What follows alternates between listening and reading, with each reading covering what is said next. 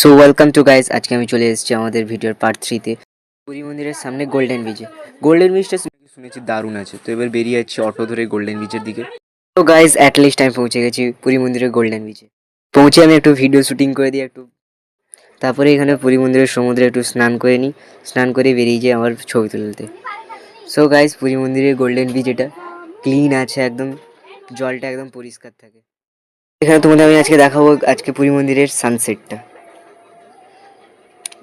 পুরী মন্দিরের সমুদ্রের জলটা একদম ক্লিন থাকে, এখানে অনেক লোকই স্নান করে।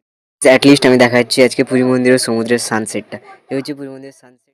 সানসেট তো এটা আছে, তার সাথে আছে ক্লিন বিচ। এখানে ওয়াকের জন্য একটা দারুণ প্লেস। সবার অ্যাকাউন্টটিকে ফলো করে লাইক করতে ভুলবেন না। দেখাচ্ছি নেক্সট